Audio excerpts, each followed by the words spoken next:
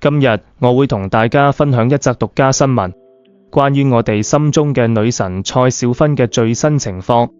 隨住年齡增長，身體健康問題逐漸暴露。據可靠消息，49歲嘅蔡少芬查出患有絕症。呢個消息無疑對所有關心佢嘅粉絲嚟講係一個巨大打擊，但係或許冇人能想到，在面對呢個無比艱難嘅時刻，蔡少芬卻表現出咗驚人嘅堅毅同樂觀。唔久前，佢首度回應同前夫張晉嘅分手，並坦言：我出事咗，張晉肯定會再娶，我要看開咗。呢句話瞬間引起咗廣大粉絲嘅共鳴。一個人面對絕症嘅時刻，卻能以咁積極同理性嘅態度去睇待自己嘅感情生活，呢種心態實在令人敬佩。親眼目睹蔡少芬被逼進圈賺錢後，先至知道原來真係有母親會為咗錢買女兒。蔡少芬嘅父母好早就離異咗，所以佢冇得過太多父愛，而母親又係一個十足嘅賭徒，導致屋企欠咗巨額債務。因此嗰段時間為咗躲債，佢哋唔得唔經常搬屋。畢竟如果俾債主揾到咗住處，就算係半夜都會嚟敲門催債。嗰時嘅蔡少芬每日過得膽戰心驚，成日轉學嘅佢亦冇朋友。呢個情況令到只要有人對佢稍為好少少，佢都會諗盡辦法去討好對方，只係為咗得到嗰少少嚟自朋友嘅關懷。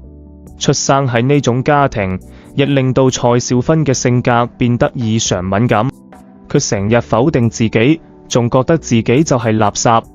不過雖然老天冇俾佢幸福嘅家庭，但卻俾咗佢姣好嘅容貌。蔡母都發現咗呢點，所以希望女兒可以利用佢嘅美貌進入娛樂圈。於是喺蔡少芬15歲嗰年，佢被母親逼迫參加咗一場選舉模特嘅比賽。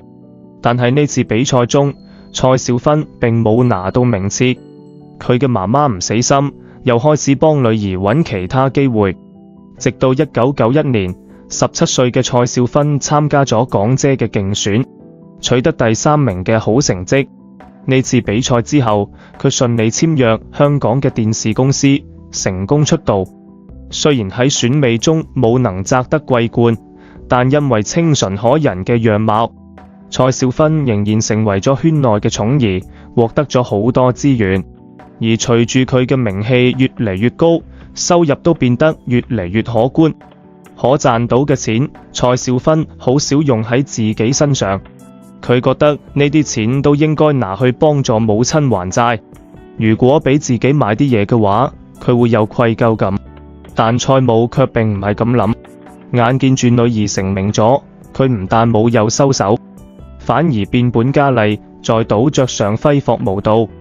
債務越聚越多，就好似一個無底深淵。即使蔡少芬努力拍戲，都一直還唔晒母親嘅賭債。如果唔係親媽欠咗巨額賭債，蔡少芬斷然唔會去劉鑾雄身邊侍候6年。當年睇住女兒嘅收入做自己嘅賭資遠遠唔夠，蔡母就動咗歪心思，嗰就係幫女兒結識各路富商，希望佢可以幫自己釣到一個金龜婿。好快呢個適合嘅人選就出現咗，對方就係赫赫有名嘅富豪劉鑾雄。嗰時嘅劉鑾雄已經有咗女明星收割機嘅稱號，年輕貌美嘅蔡少芬自然都喺佢嘅獵艷名單當中。大劉本來以為自己仲要花啲心思，冇諗到蔡母卻自己揾上門嚟咗。一個想要女人，一個想要金錢，兩個人一拍即合。喺呢個時候，冇人考慮過蔡少芬嘅感受，冇人問過佢願唔願意。為咗表達自己嘅誠心，喺蔡少芬18歲生日嗰時，劉鑾雄喺最豪華嘅酒店為佢搞咗個生日宴會，禮物同珠寶更加係送到手軟。不過呢啲嘢最後並冇到蔡少芬手中，而係全部被蔡母佔為己有咗。其實對於媽媽把自己送俾劉鑾雄呢件事，蔡少芬好唔願意，但睇住屋企巨額賭債，佢都諗唔到更好嘅辦法，只好咬牙答應咗。就咁，蔡少芬喺劉鑾雄身邊待咗6年，但因為劉鑾雄身邊嘅女人真係多，就算佢再乖巧懂事，都免唔到會撞到啲麻煩。就連劉鑾雄嘅原配寶詠琴都好心疼佢。在劉鑾雄揾嘅眾多女明星中，寶詠琴最唔討厭就係呢個姑娘咗，因為佢知道對方同大劉一齊係為咗錢，而呢啲錢又唔係佢想要嘅。喺嗰前後10年嘅時間裏面，蔡少芬為媽媽還咗近1億嘅賭債，但就算咁，佢都未能將債務全部還晒。佢媽就好似無底洞，蔡少芬還愈多，佢就欠愈多。為媽媽還債嗰幾年，蔡少芬又患上咗抑鬱症，時常覺得生活無望。最難嗰陣，佢甚至想要結束自己嘅生命。後來眼見媽媽賭癮越嚟越大，蔡少芬再也無法忍受咗，於是2000年，佢宣稱自己已經無力為媽媽償還賭債，要斷絕母女關係。同媽媽斷絕關係之後，蔡少芬都同劉鑾雄和平分手咗。後來再回想起呢段日子，佢講自己係感激劉鑾雄嘅，於是佢將自己關喺屋企裏，唔想同任何人接觸。就只係1個禮拜嘅時間，佢就瘦咗18斤。當佢再次復出拍戲嗰陣，導演睇咗佢嘅樣子都嚇咗一跳，直言佢已經瘦脫上咗。亦都係喺呢一年，蔡少芬同圈圈、陳慧珊、郭可盈成為咗 TVB 嘅4小花旦。到咗呢個時候，佢已經釋懷咗，經歷咗最低谷，佢已經無所畏懼。佢將自己全部嘅精力都放喺咗拍戲上面。2003年，蔡少芬因為出演咗《水月洞天》，得到咗好多觀眾嘅喜愛，因此順利打開咗內地市場。亦都係因為拍攝呢部劇，令到佢認識咗自己嘅另一半張晉。因為張晉喺呢個劇組裏面係唯一可以用粵語同佢進行交流嘅人，所以蔡少芬經常揾佢聊天。隨住了解嘅不斷加深，張晉漸漸愛上咗呢個靚麗又大方嘅姑娘。佢對蔡少芬展開咗猛烈嘅追求。但此時嘅蔡少芬覺得自己已經唔係個好女仔啦，做朋友可以，做女朋友係唔得嘅。但張晉並冇因此放棄，而係用自己嘅真心打動對方，最終抱得美人歸。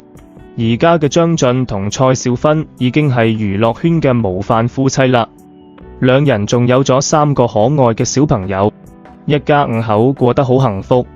結婚後嘅蔡少芬憑借《甄嬛傳》中嘅皇后娘娘再度走紅，迎嚟咗事業嘅第2春。之後參加咗唔少綜藝節目，好似《偶像來咗》等。呢啲節目嘅播出，讓更多內陸嘅網友哋見到咗佢有趣活潑嘅一面。佢哋喺2008年初結婚，滿懷美好嘅期待，開始咗新嘅生活。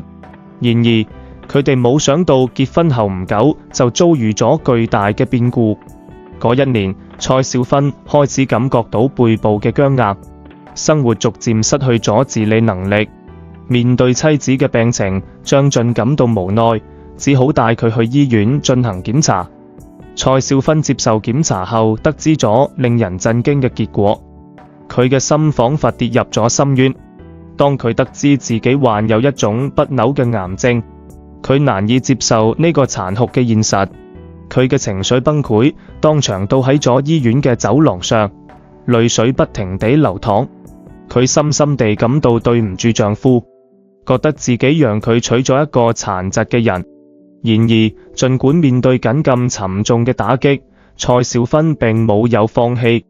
佢同丈夫一齊勇敢地面對呢一困境，相互扶持，相互鼓勵。佢哋決定共同面對未來，無論前方嘅路有幾艱難。蔡少芬知道，即使病痛纏身，佢都要堅強地活下去，因為佢知道自己唔係一個人喺戰鬥。經歷咗黑暗同磨難，蔡少芬終於苦盡甘來，終於迎嚟咗屬於自己嘅陽光。